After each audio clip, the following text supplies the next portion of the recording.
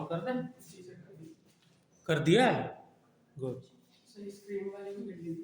हाँ स्क्रीन अच्छा, हाँ? चलो आंसर जो है चेक कर लेंगे आप लोगों को अलग से। हाँ वो तरीका आप लोगों को पता है। तो रिलेटिव परमिटिविटी क्या थी उसका, एप्सिलॉन नॉट से हमने रिप्रेजेंट किया था। ये फ्री स्पेस की है, मतलब free space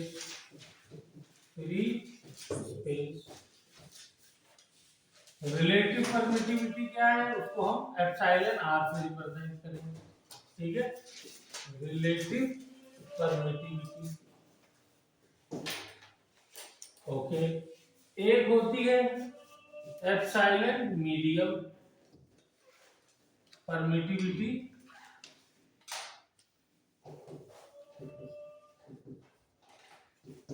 of any medium, ठीक है। सपोज मैंने वही दो चार्ज लिए, ये रहे दो चार्ज, ये एक चार्ज लिया, ये एक चार्ज लिया, ये चार्ज Q1 है, ये चार्ज Q2 है, वेरी गुड। फिर क्या हुआ सर,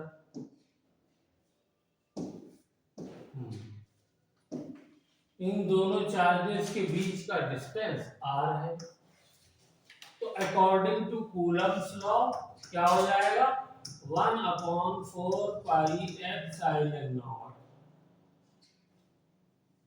और Q1 into Q2 upon r का स्क्वायर। ये k की जगह मैंने उसका फॉर्मूला लिख दिया 1/4 पाई एप्सिलॉन नॉट, ठीक है। अब इसी चार्ज को मैंने उठा करके क्या किया, मैंने एक पानी का कंटेनर था उसमें रख दिया, ओके, ये रख दिया,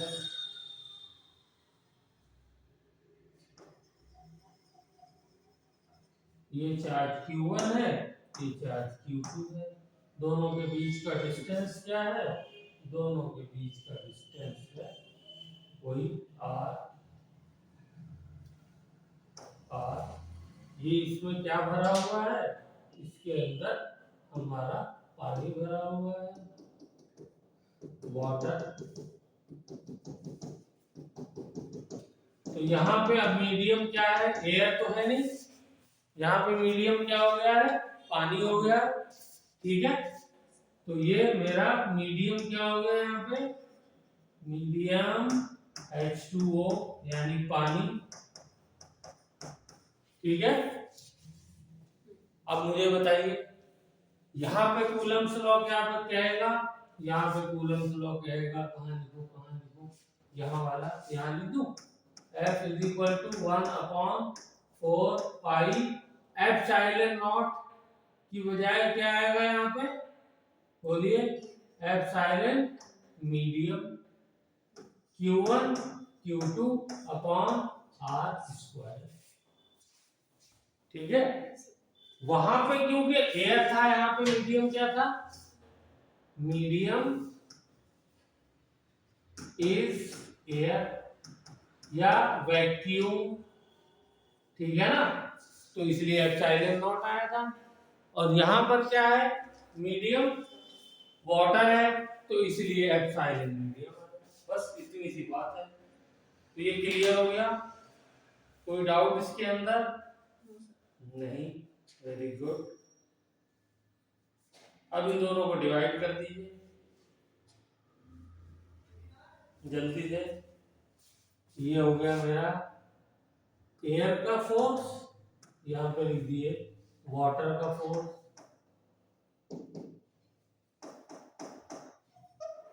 दोनों को डिवाइड करिए तो जरा क्या हो जाएगा, दोनों को डिवाइड करेंगे तो बोलिए,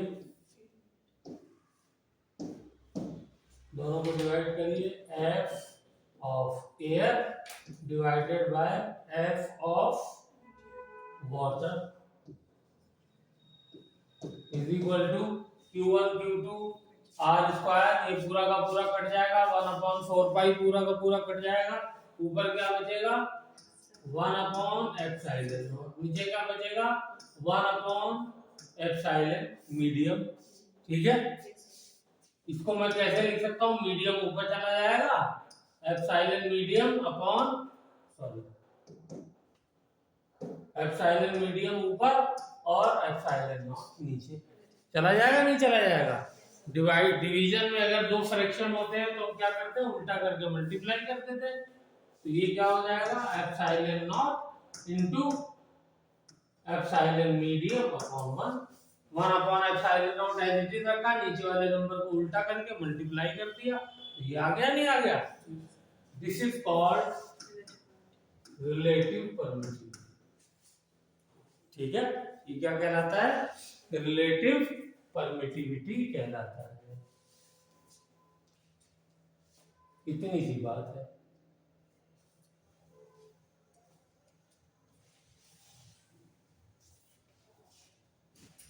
क्लियर हुआ? अब ये बताइए मुझे, force between the charges in air and force between the charges in medium, कौन सा फोर्स ज्यादा होगा, बोलिए।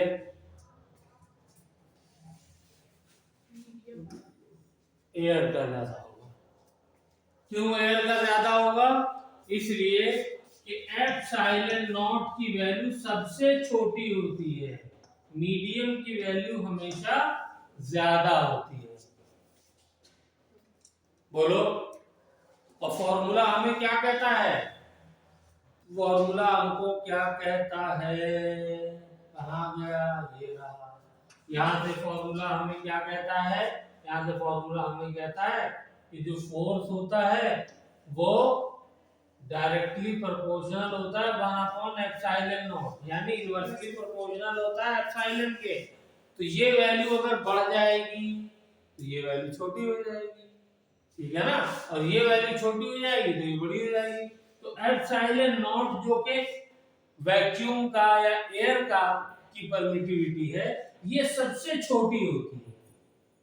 कोई भी मीडियम दुनिया का ले लीजिए, क्या हो जाएगा, उसकी परमिटिविटी हमेशा ज्यादा होगी। ठीक है, क्लियर होगी बात। तो ये वैल्यू जब हमेशा बड़ी होगी तो जाहिर सी बात है मीडियम के अंदर लगने वाला फोर्स हमेशा छोटा होगा। चलिए, तो यही बात यहाँ पे इसलिए लिख दीजिए ध्यान से।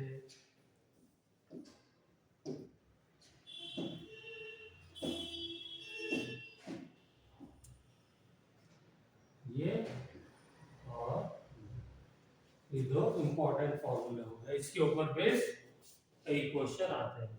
और सबसे कम वैल्यू जो एप्सिलॉन नॉट की होती है वो कल मैं दिखा चुका हूँ। ठीक है,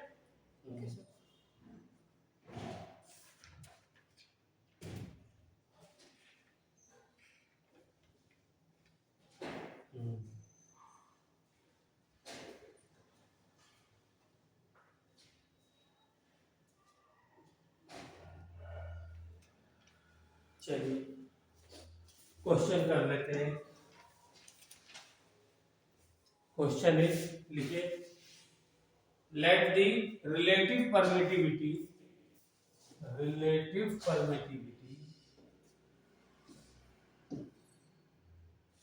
is equal to 81 for water. Find epsilon of water. जल्दी से बताइए।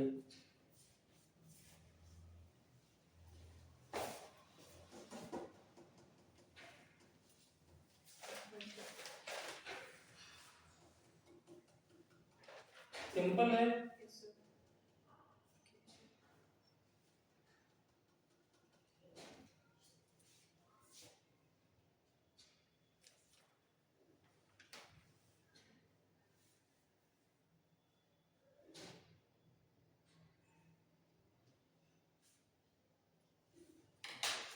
आ गया? कौन सा फॉर्मूला लगेगा? रिलेटिव परमिटिविटी वाला। क्या है वो? Epsilon medium upon epsilon not. यहाँ पे मीडियम क्या है? वाटर और एप्सिलॉन नॉट। तो relative permittivity of the medium यानी वाटर क्या हो जाएगा? Epsilon naught into relative permittivity. Epsilon not का कितना हो जाएगा? 81 times epsilon not. Epsilon naught की वैल्यू बताई हुई है। ठीक है? ऐसे किसी भी मीडियम की आपसे पूछ ले तो ये फॉर्मूला बन गया उसका। बोलो मुस्कान, समझ में आया क्या किया मैंने? तुम्हें भी समझ में आ गया सागर क्या हुआ? हैं? इसी क्वेश्चन को देखो ऐसे दे सकता हूं। कैसे? मैं कहूं कि फाइंड द रेशो, क्वेश्चन लिखो, find the ratio of forces between the two charges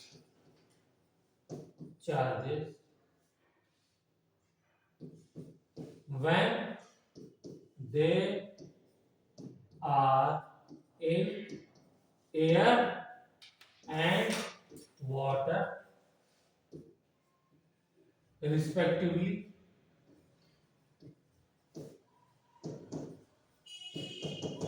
बताओ।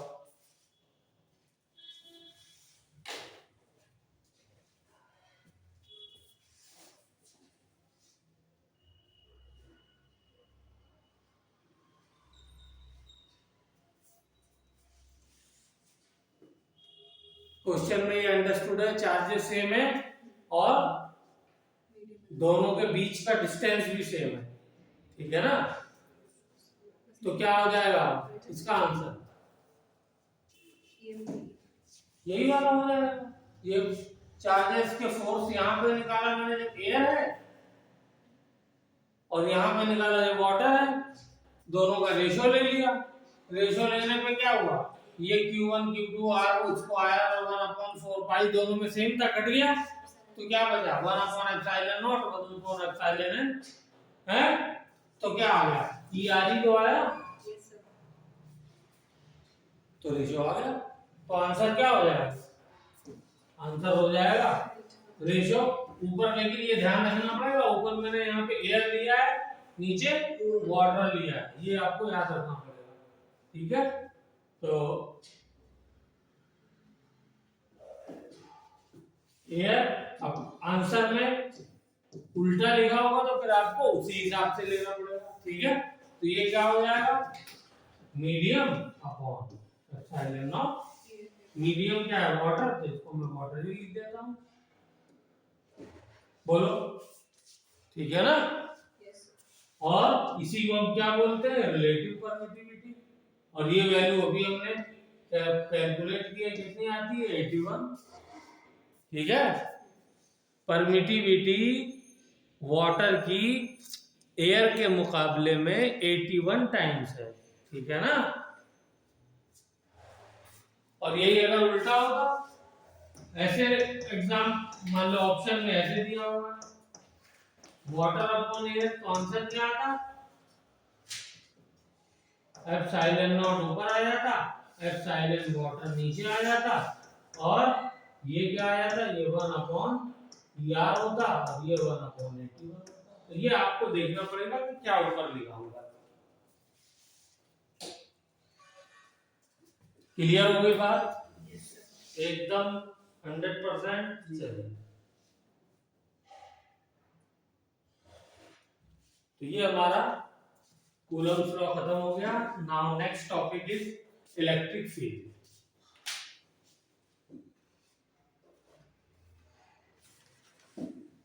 क्या है? Electric field.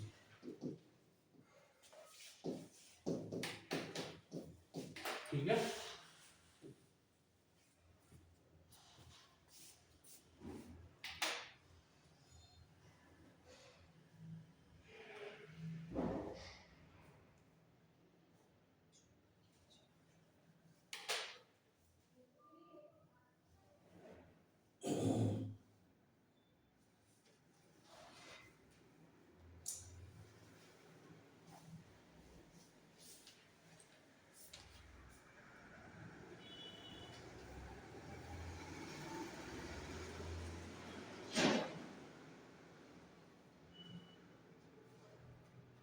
चलिए, तो पहले इलेक्ट्रिक फील्ड का फॉर्मूला लिखिए, वो क्या कहते हैं, डेफिनेशन लिखिए। It is the force acting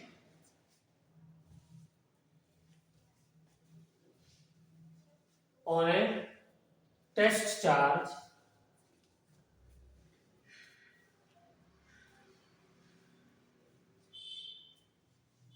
Q naught, test charge को Q नॉट लिखेंगे हम लोग। Q नॉट क्या है, टेस्ट चार्ज,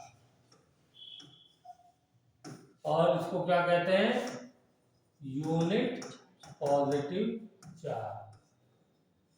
ठीक है, ये बहुत स्मॉल होता है, very very small. Okay, approximately has no electric field. ठीक है, टेस्ट चार्ज की यही डेफिनेशन है। कुछ ना कुछ तो होगी इलेक्ट्रिक फील्ड, लेकिन इतनी कम है कि हम उसको नेग्लेक्ट कर देते हैं।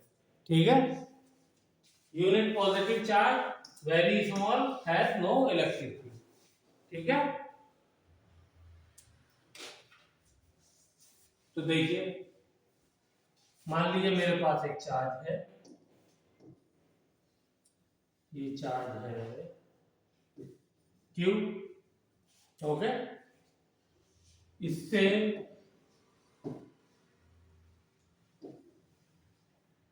R डिस्टेंस पे एक टेस्ट चार्ज रखा हुआ है Q नॉट, ये डिस्टेंस R है।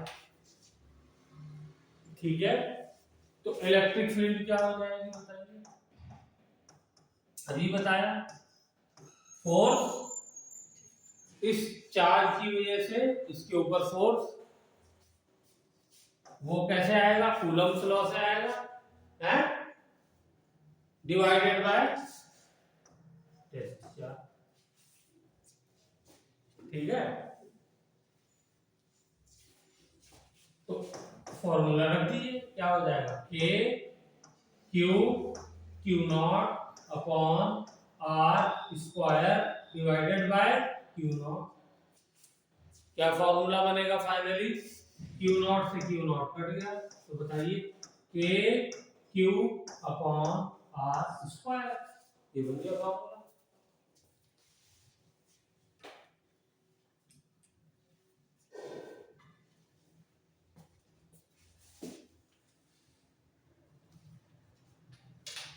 बोलिए, क्लियर हो गई बात।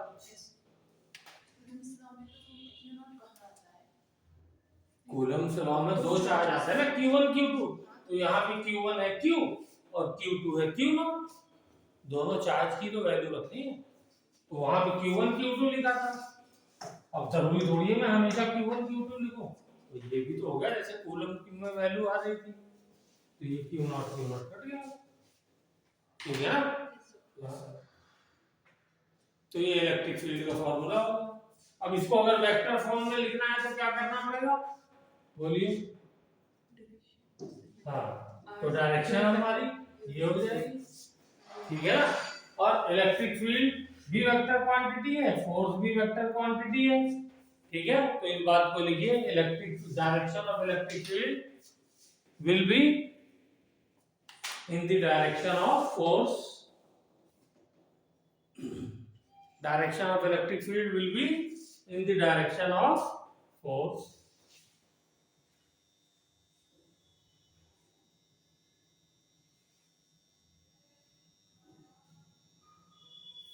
फॉर्मूला भी ये बता रहा है,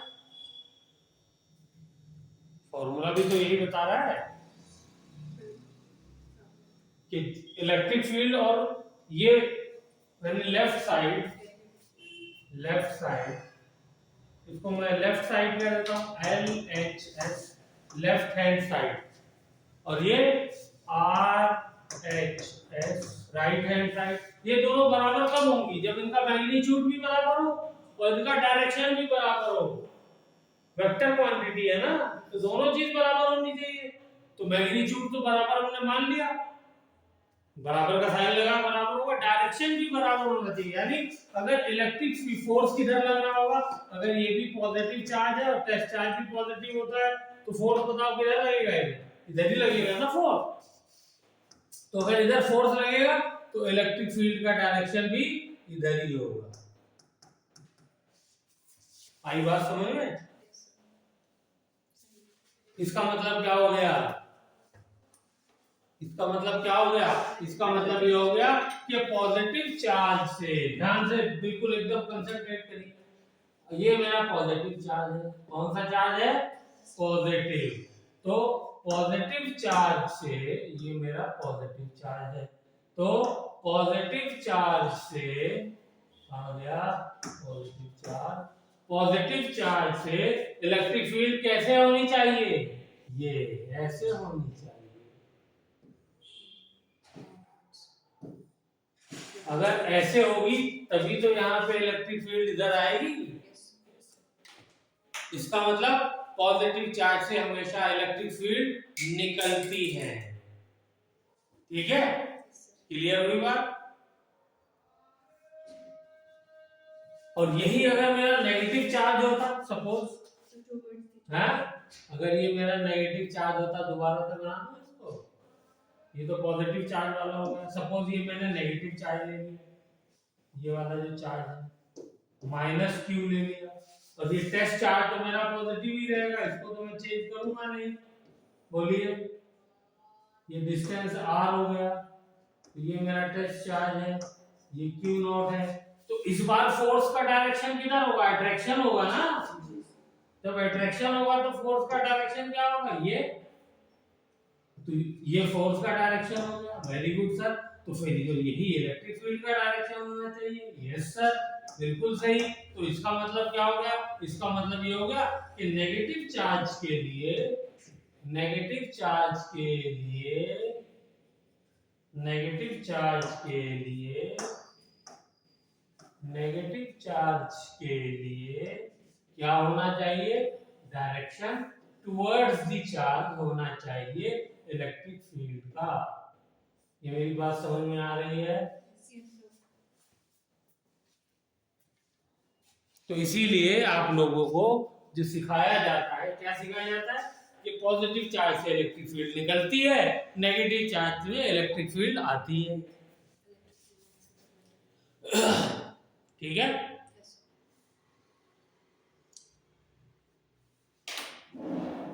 अब जब इतनी बात हमने कर ली है तो यहीं पे ये बात भी कर लीजिए कि हमेशा क्या होता है, पॉजिटिव चार्ज से जो इलेक्ट्रिक फील्ड निकलती है तो उसको कहते हैं रेडियली आउटवर्ड। क्या कहते हैं? हाँ, रेडियली आउटवर्ड।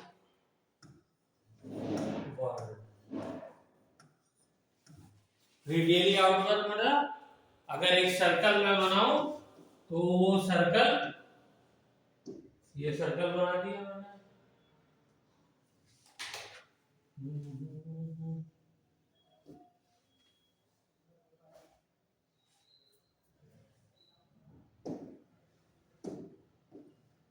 ये सर्कल बनाया मैंने।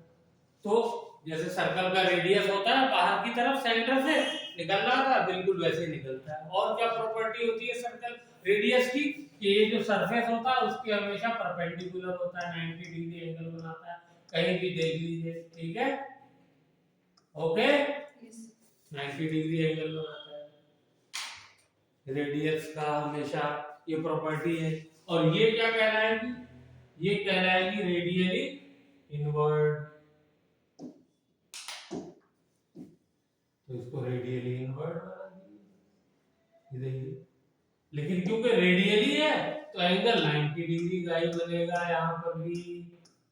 ठीक है, कोई सा भी ले लो एंगल, हर पॉइंट पे सरफेस के 90 डिग्री पे होता है रेडियस का। कोई कंफ्यूजन है?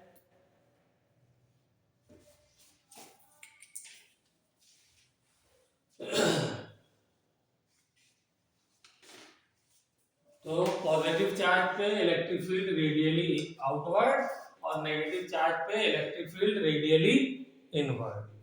ठीक है, फॉर्मूला इलेक्ट्रिक फील्ड का क्या हो गया? KQ/R²।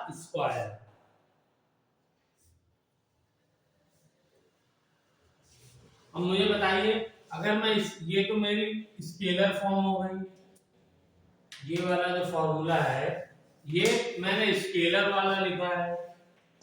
अब मैं इसको वेक्टर का साइन फिलहाल के लिए हटा देता हूँ, ठीक है। वेक्टर का प्रॉपर लिखता हूँ, तो वेक्टर फॉर्म इलेक्ट्रिक फील्ड की क्या हो जाएगी, वेक्टर फॉर्म फोर्स की लूंगा। अगर खाली मैग्नीट्यूड की बात करूंगा तो इससे काम खत्म, लेकिन डायरेक्शन की बात करूंगा तब तो फिर मुझे फोर्स भी वेक्टर फॉर्म वाला लिखना पड़ेगा, डिवाइडेड बाय क्यू नॉट। तो फोर्स लिखिए 1/4 पाई, या के ही लिख देता हूं ना सीधा, के क्या हो गया q इंटू क्यू नॉट। बोलो और क्या था वेक्टर फॉर्म, जल्दी बोलो भाई, मैग्नीट्यूड ऑफ r का स्क्वायर, और इधर क्या था, सॉरी स्क्वायर नहीं क्यू, यहाँ पर क्या आ गया था क्यू, और ये r वेक्टर आ गया।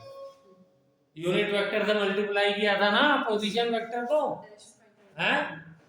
और यूनिट वेक्टर कैसे निकालते हैं, यूनिट वेक्टर निकालने के लिए वेक्टर को उसके मैग्नीट्यूड से डिवाइड करते हैं, ठीक है। यूनिट वेक्टर को लिखते कैसे हैं, यूनिट वेक्टर को कैप लगा करके लिखते हैं, और कैसे निकालते हैं, वही वेक्टर लिखिए और उसको उसके मैग्नीट्यूड से डिवाइड करिए।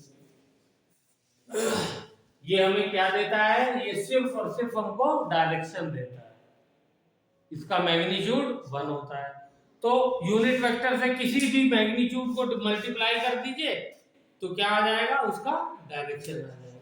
और हमें मालूम है कि ये जो डायरेक्शन है, ये जो डायरेक्शन है, बोलिए हमें क्या मालूम है, जो फोर्स का डायरेक्शन होता है वो इलेक्ट्रिक फील्ड का डायरेक्शन होता है, वही पोजीशन वेक्टर का भी डायरेक्शन होता है। बोलिए होता है नहीं होता है, हाँ, वही पोजीशन वेक्टर का भी डायरेक्शन होता है। तो ये मेरा पोजीशन वेक्टर है, ग्रीन वाला, यही पोजीशन वेक्टर है। हाँ हमारे साहब, ठीक है, तुम उधर बैठो, ठीक है।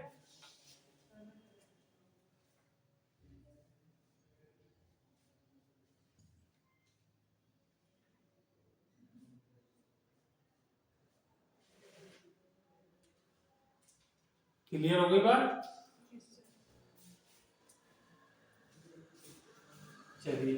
तो इलेक्ट्रिक फील्ड का फॉर्मूला, उसका वेक्टर फॉर्म भी हमने सीख लिया, और जो है डायरेक्शन वगैरह समझ लिया, पोजीशन वेक्टर फिर से रिवाइज हो गया, और यूनिट वेक्टर रिवाइज हो गया, इलेक्ट्रिक फील्ड की कहानी भी सेम हो गई। गुड। अब आ जाइए इलेक्ट्रिक फील्ड,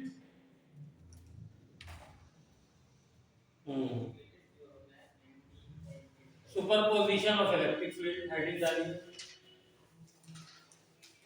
हेडिंग डालिए सुपरपोजिशन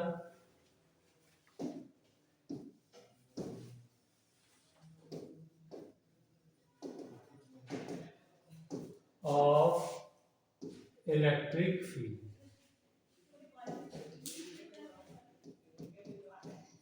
ठीक है। तो जो सुपरपोजिशन ऑफ फोर्स के लिए फॉर्मूला था वो ही सुपरपोजिशन ऑफ इलेक्ट्रिक फील्ड के लिए हो जाएगा, ठीक है ना। ऐसा क्यों होगा सागर, ऐसा इसलिए होगा कि फोर्स में भी हम लोग क्या निकालते हैं, चार्जेस की वजह से एक फोर्स पे एक चार्ज पे फोर्स निकाला, और निकालने के बाद उसको वेक्टोरियली ऐड करते हैं, जैसे वेक्टर्स को ऐड करते हैं वैसे ऐड करते हैं। देखो जल्दी से वो सेम क्वेश्चन दोबारा रिपीट कर रहा हूं जो मैंने पिछली क्लास में दिए। एक क्वेश्चन मैंने ट्रायंगल का दिया था, हैं? जी सर। ये वाला जो है वो मैं नहीं कराऊंगा, मैं जो आप लोग कराऊंगा वो अब की बात स्क्वायर वाला से कराऊंगा, ठीक है।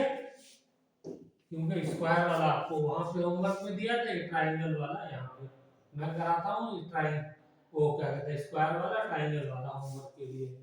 चलिए वेरी गुड। जल्दी से मुझे चार्जेस बताइए यहाँ पर क्या क्या थे।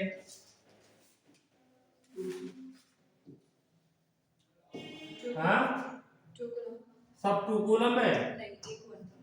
2 कूलम 2 कूलम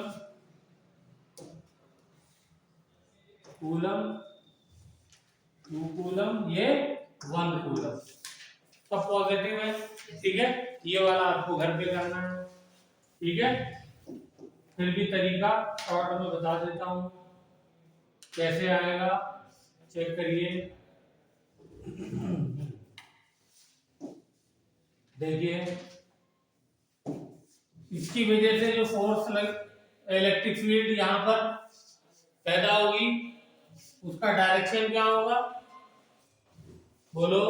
डायरेक्शन फोर्स वाला ही होगा, तो रिपल्शन, तो ये हमारा डायरेक्शन हो गया। ये हो गई इलेक्ट्रिक फील्ड, इसको मान लेता हूँ E1। इसकी वजह से जो इलेक्ट्रिक फील्ड होगी वो ये उसका डायरेक्शन। ठीक है, इसको E2 मान लेता हूँ। इन दोनों की जल्दी से वैल्यू लिखिए। इतना श्योर क्यों हो रहा है?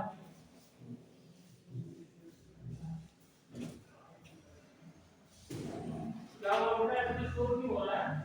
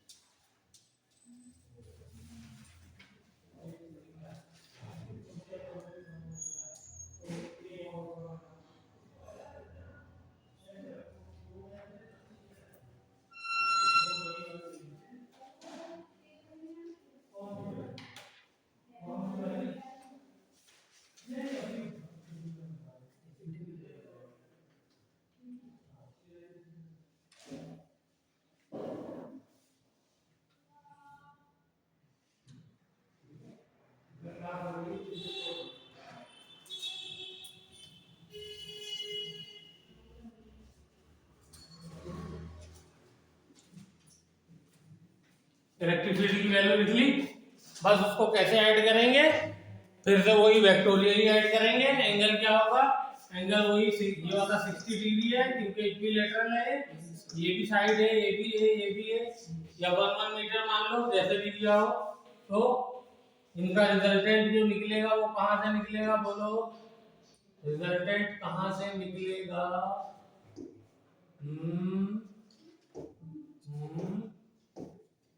ये हो जाएगा, ये रिजल्टेंट बीचों बीच निकलेगा।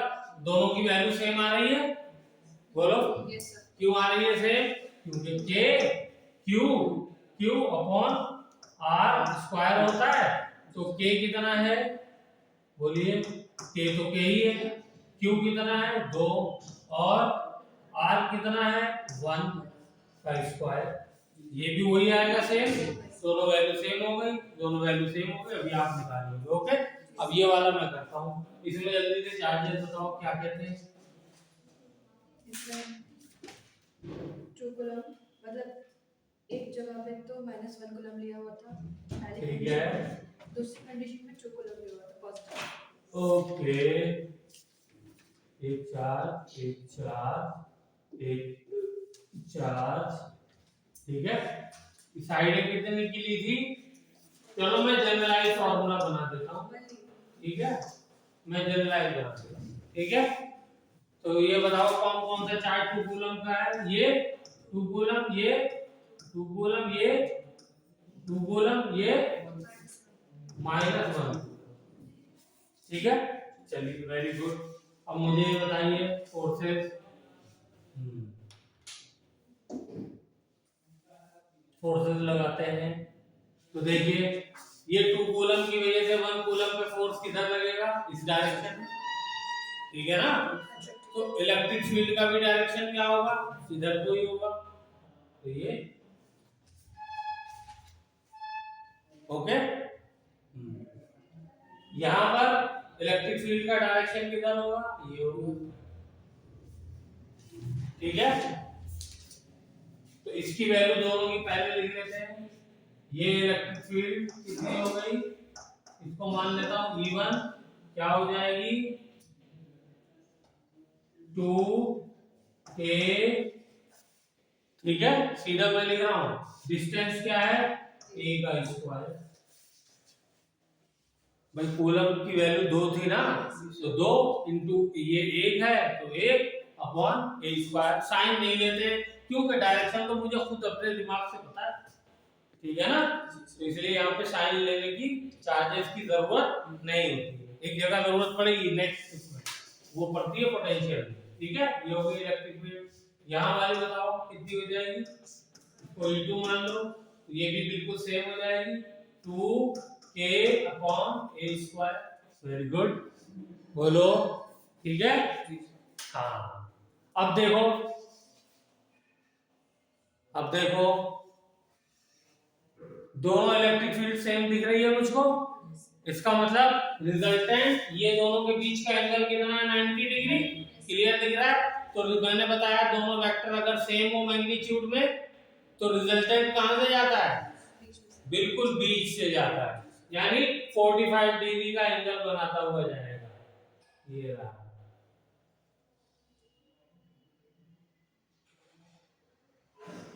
बन गया 45। मुझे कुछ डाउट था,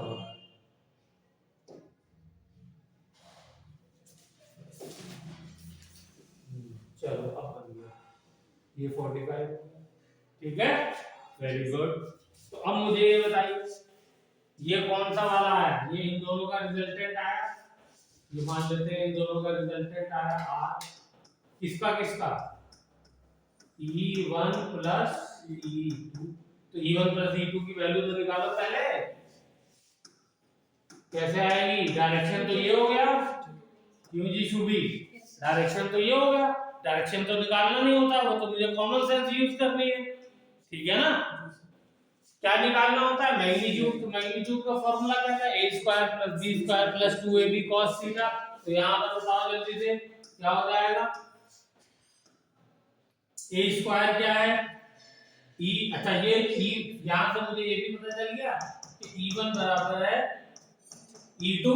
तो मैं सीधा सीधा e दोनों को मैं e मान लूं, हैं आसानी हो जाएगी ना मुझे।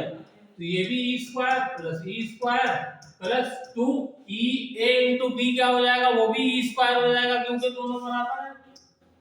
e स्क्वायर cos थीटा दोनों के बीच में क्या है, ये वाला एंगल 90 डिग्री, तो वो cos 90 हो गया, cos 90 होता है 0, तो ये वाला फैक्टर 0 हो गया। तो क्या बचा फाइनली, रिजल्टेंट का मैग्नीट्यूड e स्क्वायर प्लस ये पूरा तो 0 हो गया ना, तो ये क्या होगा e square plus e square 2e square, 2e square में e बाहर आ जाएगा रूट से, तो अंदर क्या बचेगा, अंदर बचेगा रूट 2।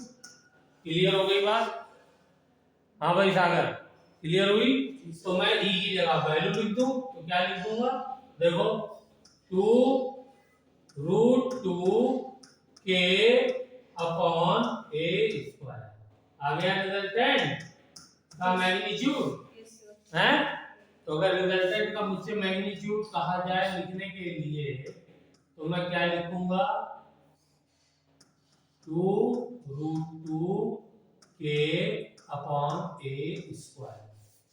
ठीक है, क्या ये आंसर मेरा फाइनल है, हाँ अभी फाइनल नहीं है, अभी तो इसकी और इसकी इलेक्ट्रिक फील्ड निकाल के आपने जोड़ी है, एक और भी तो चार्ज पड़ा हुआ है ये ना, इसको भी तो निकालना होगा। तो पहले दो वेक्टर का रिजल्टेंट निकालते हैं, फिर उसका रिजल्टेंट निकाल के वो तो एक वेक्टर बना दिया आपने, अब तीसरे का निकालिए, तीसरे का उस रिजल्टेंट के साथ जोड़िए। ठीक है ना, तो अब हम इसलिए तीसरे का निकाल रहे हैं। तो ये सब लिख लिया आप लोगों ने, जल्दी से इसको कंप्लीट करिए, हरी अप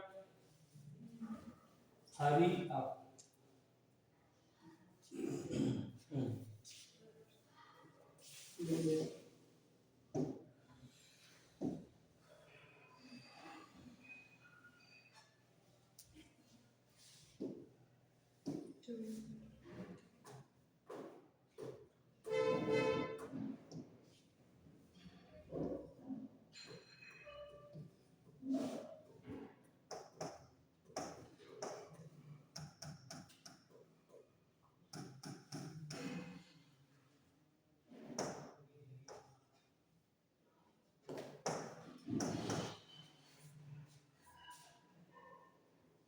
ठीक है, चले अगला करें।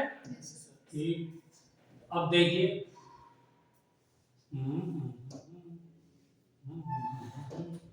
तो इसकी वजह से जो मेरा रिजल्टेंट आया है, इन दोनों की वजह से ये रेड कलर से बना देता हूं, इसका और इसका रिजल्टेंट क्या आया है, यहीं पे लिख देता हूं 2√2k/a²। साइड सब क्या है, ओके। अब इसकी वजह से निकालिए इलेक्ट्रिक फील्ड, तो ये वाली इलेक्ट्रिक फील्ड को मैं ग्रीन कलर की दे दूं ताकि मुझे डिफरेंशिएट करने में आसानी हो जाए। तो ये जो है मेरी दूसरी, अच्छा दोनों का डायरेक्शन जो होगा वो क्या होगा, दोनों का डायरेक्शन सेम होगा, क्योंकि डायगोनल पे ही ये भी एग्जिस्ट कर रही है, डायगोनल पे ही वो भी एग्जिस्ट कर रही है, तो दोनों बिल्कुल सेम हो गई। सेम हो गई तो एंगल कितना हो जाएगा, बोलो ना ये वेक्टर, इसी के ऊपर दूसरा वेक्टर मैंने अगर बना दिया, दोनों के बीच का एंगल क्या होता है, 0। डायरेक्शन क्योंकि सेम है ना, और यही अगर इधर बना था, अभी भी एक दूसरे के ऊपर है लेकिन डायरेक्शन बदल गया, तो अब एंगल इन दोनों के बीच में एंगल 0, लेकिन इन दोनों के बीच में एंगल 180 डिग्री। ये सब अब मतलब इसमें नहीं प्रॉब्लम होनी चाहिए, अब बहुत ज्यादा आगे बढ़ चुके हैं। तो ये हो गया 0, तो पहले तो इलेक्ट्रिक फील्ड निकालो इसकी, तो ये इन दोनों की वजह से इलेक्ट्रिक फील्ड बताओ इलेक्ट्रिक फील्ड, इन दोनों के बीच में इलेक्ट्रिक फील्ड कितनी है, ये तो रिजल्टेंट वाली है इलेक्ट्रिक फील्ड, ठीक है, और ये 3 मान लेता हूं, 3 की इलेक्ट्रिक फील्ड कितनी होगी, हाँ बोलो, E3 कितनी होगी, यहां लिख देता हूं, चलो E3 के चार्ज हो गया 2 कूलम, ये वाला तो 1 ही है, तो ये हो गया 2k/a, हाँ ये डायगोनल वाला डिस्टेंस चाहिए, तो हमें मालूम है स्क्वायर का डायगोनल क्या होता है, √2a होता है, ये डिस्टेंस है, ठीक है। तो E3 की वैल्यू क्या हो जाएगी, √2a का होल स्क्वायर, यही सारी कहानी है इसके अंदर बस। तो ये स्क्वायर करिए तो क्या होगा 2k/2a², 2 से 2 कट गया तो क्या हो गया k/a²।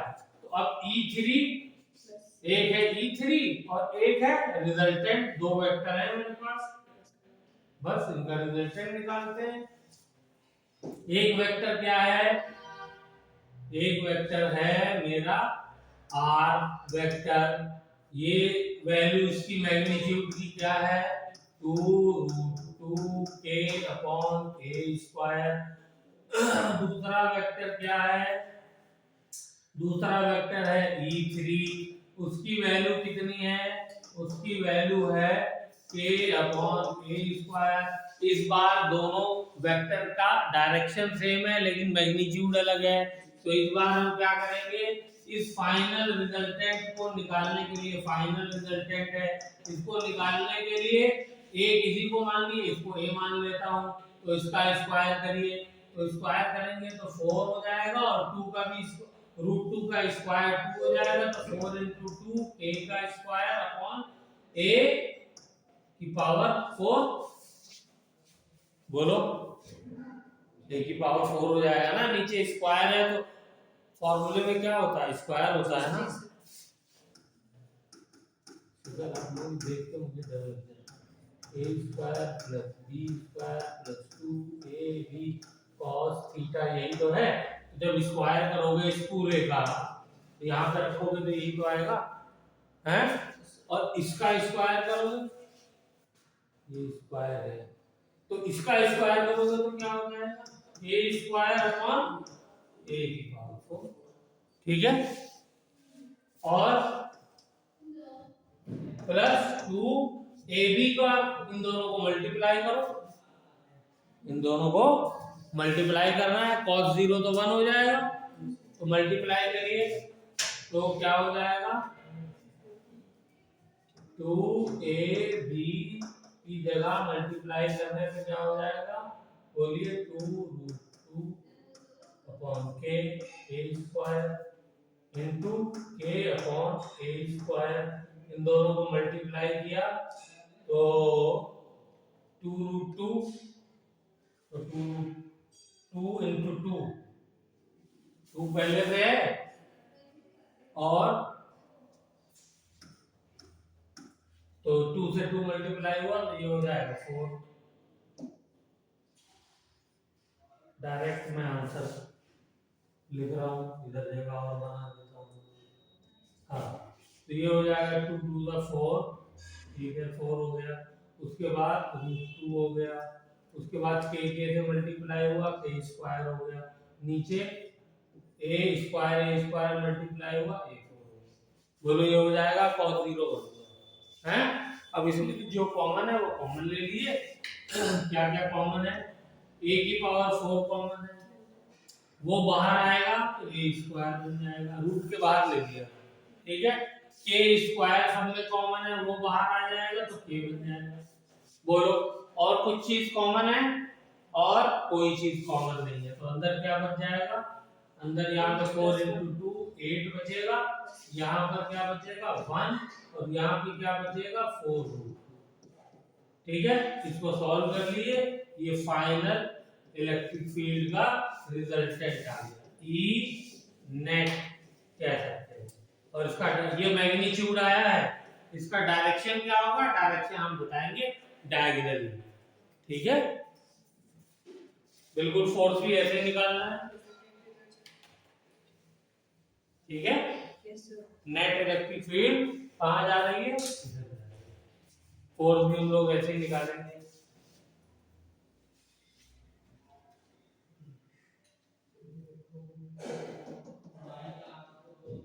चलिए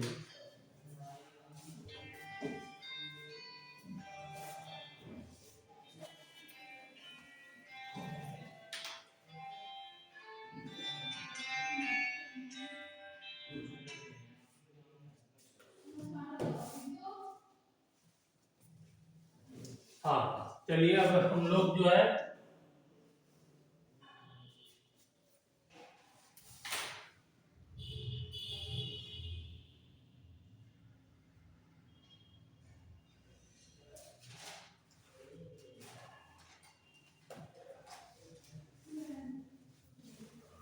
हम लोग ग्राफ बनाते हैं इलेक्ट्रिक फील्ड और इसका आर का। तो बताइए कैसा ग्राफ बनेगा इलेक्ट्रिक फील्ड और आर का। फिर से वही इनवर्सली प्रोपोर्शनल है आर स्क्वायर के, तो रेक्टेंगुलर हाइपरबोला, ठीक है। Yes sir. अगर y is equal directly proportional to 1/x होता है तो ग्राफ कैसा बनता है, बोलो। तब भी रेक्टेंगुलर हाइपरबोला बनता है, लेकिन इस केस में स्लोप कम होता है, इस केस में स्लोप ज्यादा होता है, ठीक है ना। ये है इसका, और ये वाला है y directly proportional to 1/x, ठीक है, इसको ध्यान रखना।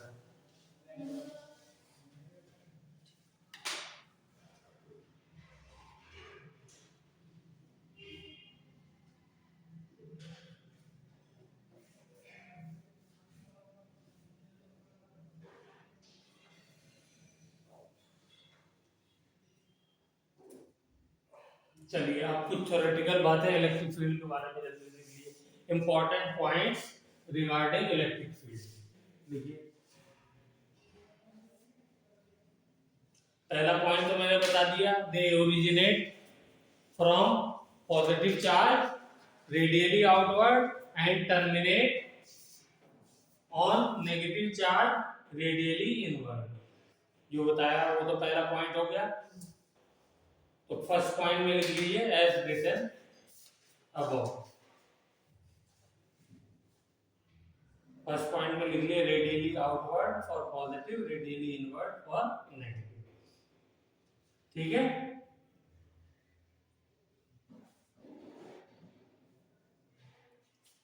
दूसरा, they terminate at infinity. Positive charge से अगर इलेक्ट्रिक फील्ड निकल रही है तो वो कहां जाकर के खत्म होगी? इंफिनिटी पे खत्म होगी। ठीक है। वो उसकी वैल्यू जो है वो क्या होती जाएगी? मैग्नीट्यूड कम होता जाएगा, क्योंकि नीचे आर जो है वो क्या होता जाएगा। देखो ना ग्राफ क्या बता रहा है, इंफिनिटी पे जाकर के इलेक्ट्रिक यहाँ पे आकर के क्या हो गया, आर के एक्सिस के पैरेलल हो गई है चीज, तो ये बढ़ती चली जाएगी। ठीक है। और कहां जाकर के इससे मिलेगी?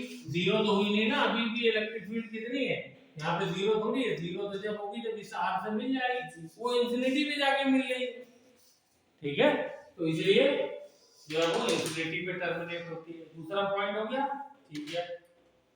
तीसरा पॉइंट लिखिए, they do not form close loop. They do not form close loop. Close loop का क्या मतलब है? क्लोज लूप का मतलब ये है कि मान लीजिए ये पॉजिटिव चार्ज है, क्यों इससे निकली ऐसे, तो निकल करके यहीं आकर के वापस टर्मिनेट हो तो क्लोज लूप कहते हैं। लूप क्लोज हो गया ना, लूप बन गया। लेकिन ऐसा होता नहीं। ठीक है। मैग्नेटिक फील्ड में ऐसा होता है। मैग्नेटिक फील्ड में ऐसा होता है। देखो ये मैग्नेट अगर है, ये नॉर्थ पोल है और ये साउथ पोल है, तो इसमें क्या होता है? मैग्नेटिक फील्ड ऐसे निकलती है और निकलने के बाद और ऐसे आकर के साउथ में टर्मिनेट होती है, फिर अंदर ऐसे सीधी चलती है। तो यहाँ पे क्लोज लूप बनता है, लेकिन इलेक्ट्रिक फील्ड में क्लोज लूप नहीं बनता है। ये डायग्राम बना लो, दिमाग में रहेगा। ठीक है।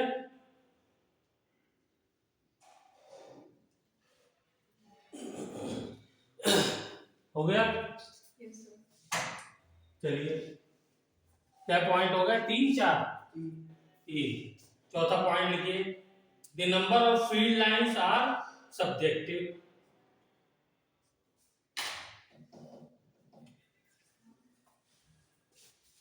Number of field lines are subjective.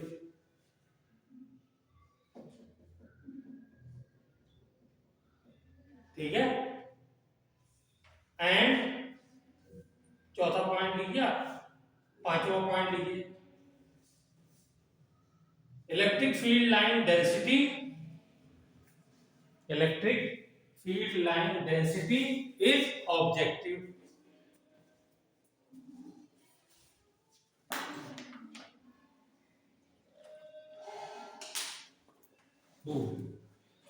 इसका क्या मतलब हुआ? सब्जेक्टिव ऑब्जेक्टिव है। तो चलिए इसका मतलब देखते हैं। देखिए सपोज मैंने एक चार्ज लिया, प्लस चार्ज ही ले लेते हैं, प्लस क्यू। ठीक है। और ये वैल्यू है 2 कूलम। ठीक है। तो अब मेरी मर्जी है कि मैं इससे कितनी इलेक्ट्रिक फील्ड लाइंस निकाल के दिखाना चाहता हूँ। 3 और 2 5। ठीक है। 5 निकाल के दिखा दो। ठीक है। इसके ऊपर मेरे कोई पाबंदी नहीं है। मान लो मैंने दूसरा चार्ज लिया कहीं पर और मैंने लगा के टाइम कम है एग्जाम में, तो मैंने क्या किया? मैंने ये किया कि इस बार 3 ही लाइन निकाल तो भी चलेगा है। और जल्दी थी मुझे तो मैंने क्या किया? 2 ही लाइन बना दी। ठीक है, सब 1 कूलम ही, ये 2 कूलम लिया, ये भी 2 कूलम और ये भी 2 कूलम। ठीक, क्लियर हो गई बात? Yes sir. तो बनाओ इसको पहले वाले पॉइंट के लिए। जल्दी बनाओ 1 सेकंड के अंदर।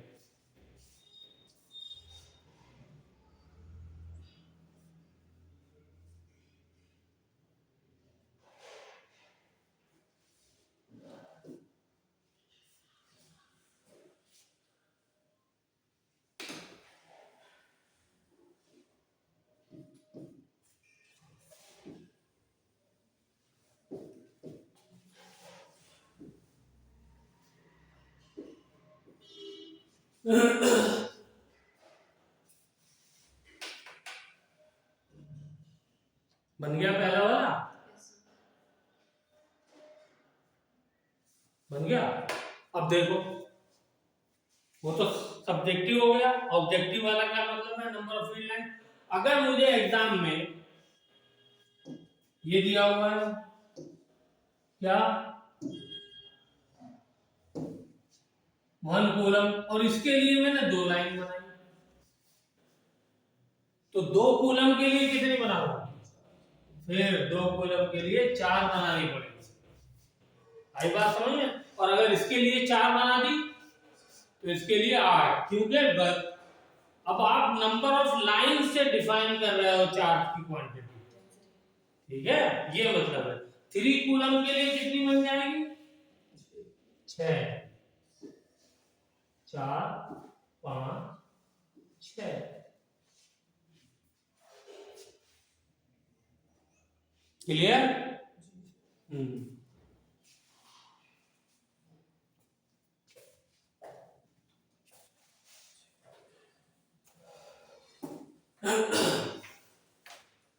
तो ये इलेक्ट्रिक फील्ड लाइन के 5 पॉइंट हो गए। ठीक है,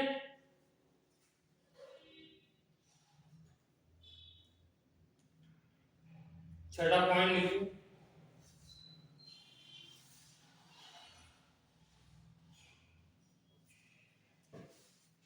छठा point, if the number of field lines is higher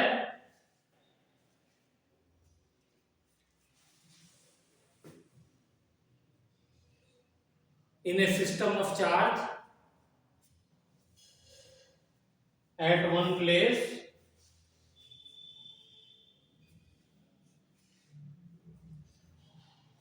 then electric field वहां पे क्या हो जाएगी? Will be higher. ठीक है ना, वहां पे ज्यादा अगर आपने इलेक्ट्रिक फील्ड बना दी, लाइंस बना दी, तो वहां पे इलेक्ट्रिक फील्ड ज्यादा हो जाएगी। ठीक है, इसका भी एक एग्जांपल ले लेते हैं। सपोज एक चार्ज मैंने लिया, ये, और एक दूसरा चार्ज ये। ठीक है, चलिए, ओके, इनकी वैल्यू मैंने ले ली Q1, Q2, ये सब एग्जाम में आए हुए पॉइंट्स हैं। 1, 2, 3, 4,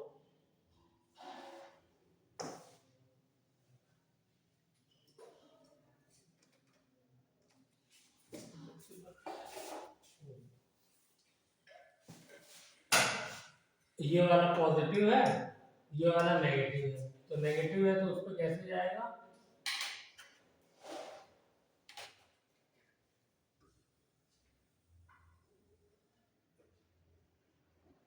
ठीक है, यहां से निकलेगा, नेगेटिव पे जाकर के टर्मिनेट हो जाएगा।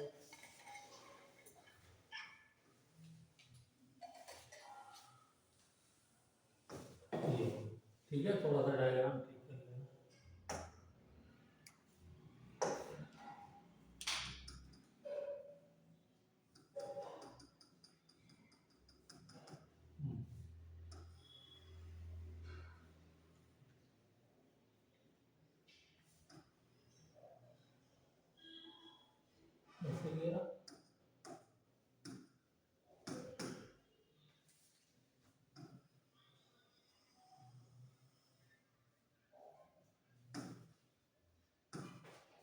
बताओ इनमें कौन सा चार्ज बड़ा है और उनकी वैल्यूज में उनका रेशियो कितना है। Q1 अपॉन Q2 की वैल्यू का रेशियो Q1 बराबर बोलो जल्दी से। अब यहाँ पे Q1 Q2 की वैल्यू नहीं दी हुई है कि कितने कूलम है, तो कैसे निकालेंगे? नंबर ऑफ लाइंस से कंपेयर करके निकालेंगे।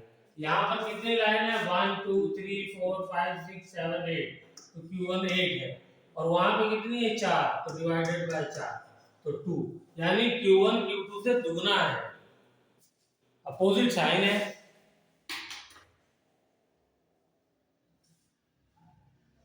ठीक है ना।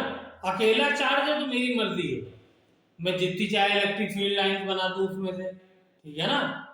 लेकिन अगर दो चार्जर बने हुए हैं तो फिर उनमें क्या करना पड़ेगा, मुझे ये ध्यान रखना पड़ेगा कि एक से अगर मैंने जितनी इलेक्ट्रिक फील्ड लाइन बनाई है तो दूसरे से उसी के कंपैरिजन में बनानी है। अगर छोटा है तो कम बनानी है, बड़ा है तो ज्यादा बनानी है, जैसे मैंने ऑब्जेक्टिव वाली बात कही। ठीक है, तो यहाँ पे इलेक्ट्रिक फील्ड डेंसिटी इसलिए क्या है, इलेक्ट्रिक फील्ड डेंसिटी यहाँ पे ज्यादा है और यहाँ पे इलेक्ट्रिक फील्ड डेंसिटी कम है। ठीक है ना।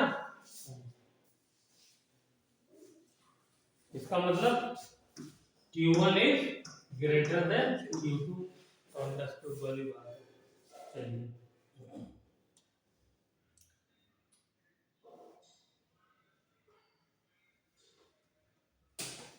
एक और लिखिए, क्या पॉइंट हो गए? 7 8 6 हो गए। चलो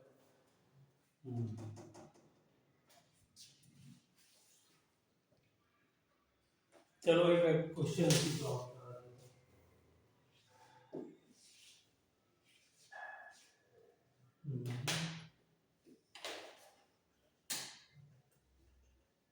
ये पॉइंट ए है, ये पॉइंट बी है और ये पॉइंट सी है, ये इलेक्ट्रिक फील्ड है।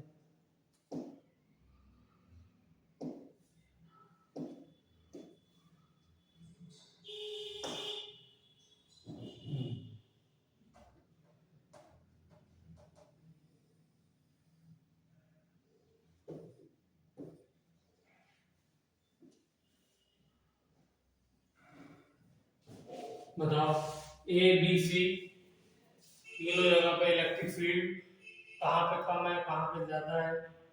ऑर्डर बताओ जल्दी से इनका।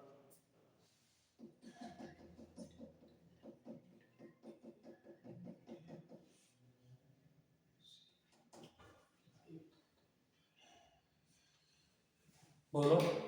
ये जो पॉजिटिव है इधर ए पे पॉजिटिव और बी पे नेगेटिव चार्ज। इलेक्ट्रिक फील्ड का मैग्नीट्यूड बताओ ना, कहाँ पर कितना है, कौन सी जगह ज्यादा है? ई ए, ई सी, ई बी, पॉइंट बी पे ई बी, पॉइंट ए पे ई ए, पॉइंट सी पे ई सी, इसमें कौन सा सबसे ज्यादा है?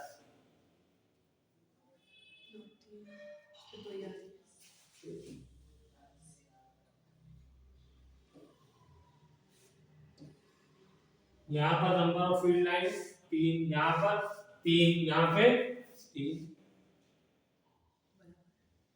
तो तीनों बराबर। यहाँ पे कम जगह में 3 है और यहाँ पे भी उतनी ही जगह में 3 है, यहाँ पे ज्यादा जगह में 3 है, तो डेंसिटी इलेक्ट्रिक फील्ड की यहाँ पर कम है और यहाँ पे दोनों का स्पेस बराबर दिख रहा है हमको, तो ये बराबर है। तो क्या लिखेंगे कि EA is equal to EB, ठीक है, और ये ग्रेटर देन है इससे EC। क्यों? क्योंकि यहाँ पे एरिया या वॉल्यूम, वॉल्यूम लिख देते हैं, डेंसिटी की बात कर रहे हैं, यहाँ पे वॉल्यूम ज्यादा है और यहाँ पर वॉल्यूम क्या है, कम है। ये सब क्वेश्चन एग्जाम में आएंगे। बस खाली ये थोड़ी देखना होगा कि कितनी नंबर ऑफ लाइन है, ये भी तो देखना होगा उसी उतनी नंबर ऑफ लाइन ज्यादा स्पेस में है, ज्यादा एरिया के अंदर फैली हुई है, ज्यादा वॉल्यूम में फैली हुई है, तो वहां पर क्या हो जाएगा? डेंसिटी कम हो ठीक है ना, डेंसिटी कम हो जाएगी।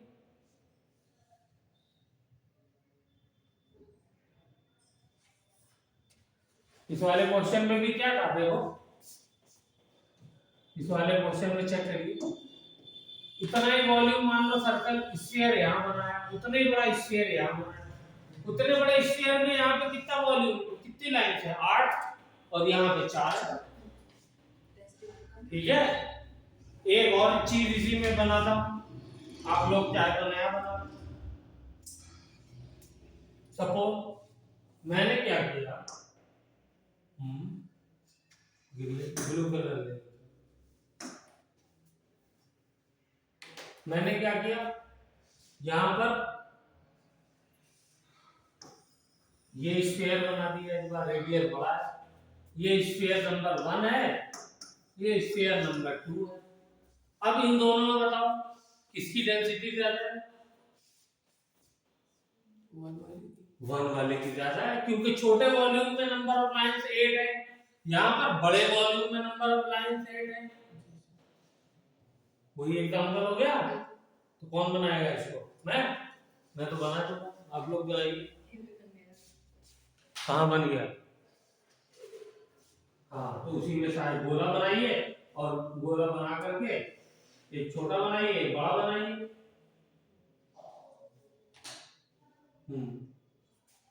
ये तो हो गया, ये वाला बनाइए 1 और 2 वाला, ये वाला बनाइए, दोनों को कंपेयर करेंगे। में एक छोटा गोला बनाइए और एक से बड़ा बनाइए, एक को नंबर 1 दीजिए, एक को नंबर 2 दे दिए, या ए दीजिए, बी दीजिए, और यहाँ पर लिखिए E1 is greater than E2, same point, लेकिन इलेक्ट्रिक फील्ड क्या है बोलिए? जैसे यहां पर आइए, इस वाले चार्ज में इसी को करता हूं,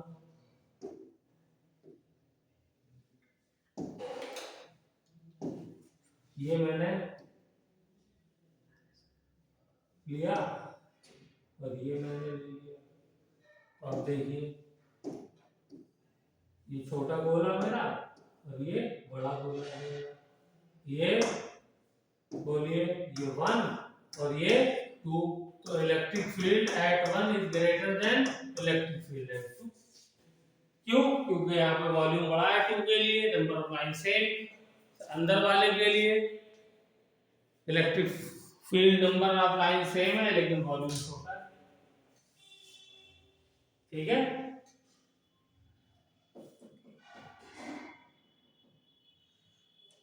तो कितने अब तो हो गया 8-9 पॉइंट।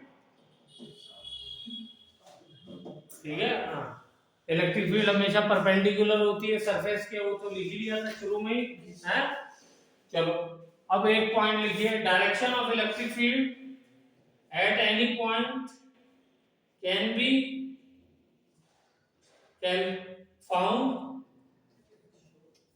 फाउंड। बताओ कैसे फाउंड करेंगे? By the relation of force. Position.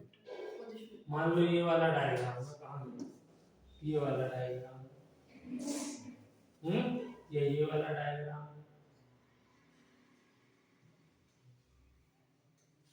Electric field कैसे फाइंड करेंगे?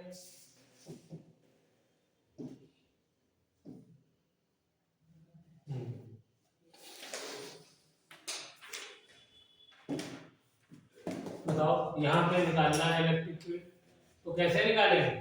यहाँ पे टेंजेंट ड्रॉ करेंगे। ठीक है, एक टेंजेंट यहाँ पे निकालना है, तो कैसे? यहाँ पे टेंजेंट ड्रॉ कर दो। यहाँ पे निकालना है, तो कैसे? यहाँ पे टेंजेंट ड्रॉ कर दो।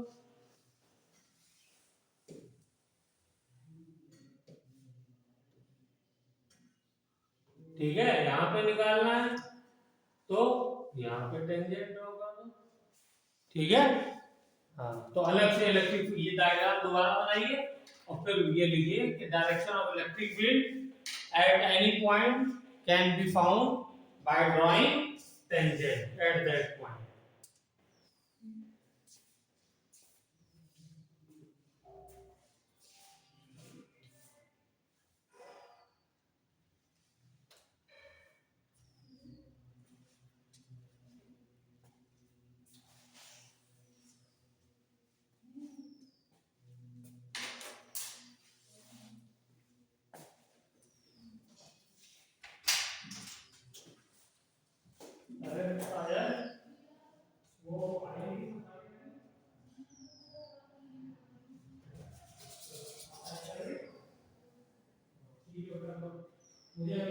क्लास का आपने देख लो क्या है, टाइम हुआ कितना हुआ, क्या है,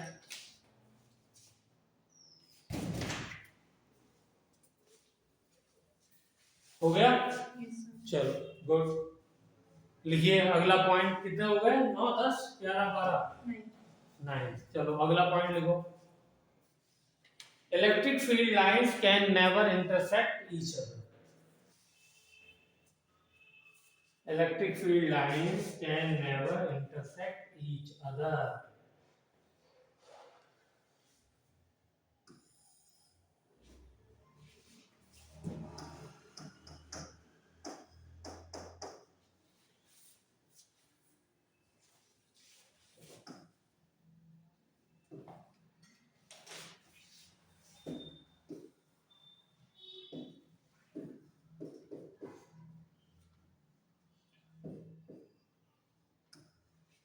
मान लो ये दो इलेक्ट्रिक फील्ड है, डायग्राम बनाया, ये दो इलेक्ट्रिक फील्ड लाइंस है, इन्होंने यहाँ पे इंटरसेक्ट कर दिया। मैं मान लेता हूँ हमने क्या लिखा कि इंटरसेक्ट नहीं कर सकती, लेकिन इन्होंने इंटरसेक्ट करके मैंने दिखा दिया। तो देखो क्या ये पॉसिबल है, चेक करो। कैसे चेक करेंगे, लेट अस डू इट। इस वाले पॉइंट पे मुझे इलेक्ट्रिक फील्ड का डायरेक्शन चाहिए, तो टेंजेंट बनाना होगा। वेरी गुड, यहाँ पे मैंने टेंजेंट बनाया, ये रहा। तो ये डायरेक्शन आ रहा है इलेक्ट्रिक फील्ड का, लेकिन ये कह रहा है कि मैं, क्या तुम ज्यादा लगाओ, मैं ऐसे बनाऊंगा टेंजेंट। दोनों में से कोई टेंजेंट गलत है, हैं? इलेक्ट्रिक फील्ड का एक ही पॉइंट पे दो डायरेक्शन हो सकता है भैया, तो ऊपर वाला सही होगा या नीचे वाला सही होगा, और ये एक ही पॉसिबिलिटी है। अगर कट करेंगे तो एक ही पॉइंट पे दो डायरेक्शन हो रहा है, नहीं हो रहा, और ऐसा पॉसिबल नहीं है, ऐसा पॉसिबल नहीं है, तो इसका मतलब इलेक्ट्रिक फील्ड कट नहीं करेगी।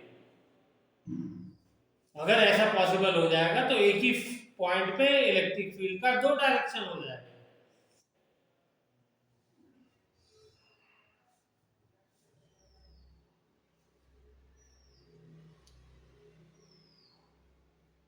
बना लिया डायग्राम। Yes, sir. तो इसी बात को अपने स्टेटमेंट में लिखो। क्या स्टेटमेंट लिखोगे, if two electric field lines cut each other at A point,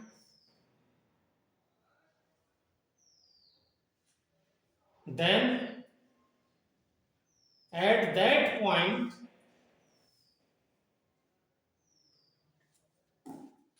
electric field will have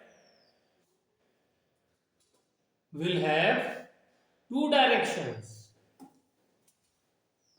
will have two directions, which is impossible, which is wrong, which is false, जो चाहे लिख लो, ठीक है, which is not possible। Clear हो गई बात। Yes.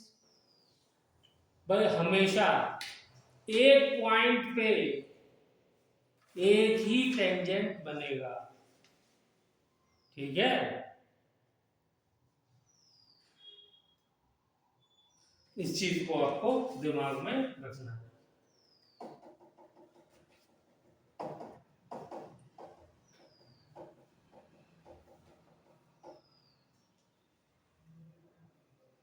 चलिए,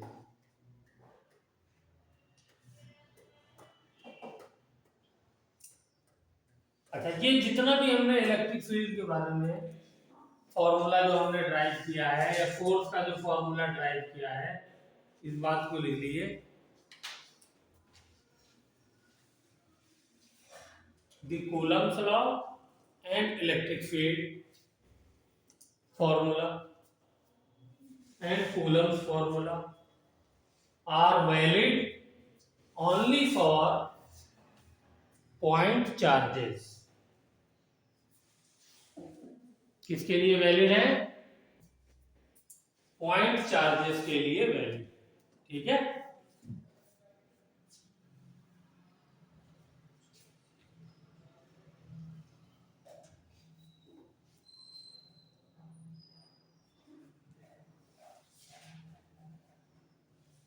continuous charge के लिए वैलिड नहीं है।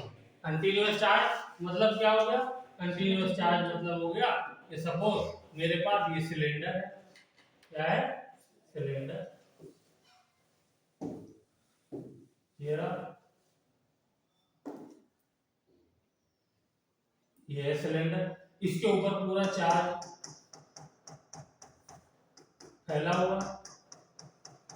एक दूसरा सिलेंडर है, उस पे चार्ज फैला हुआ है, मान लो इसको माइनस चार्ज है।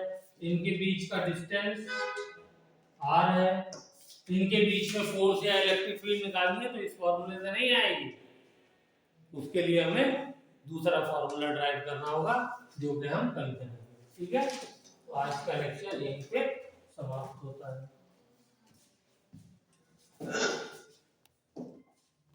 इसको भी बंद करो।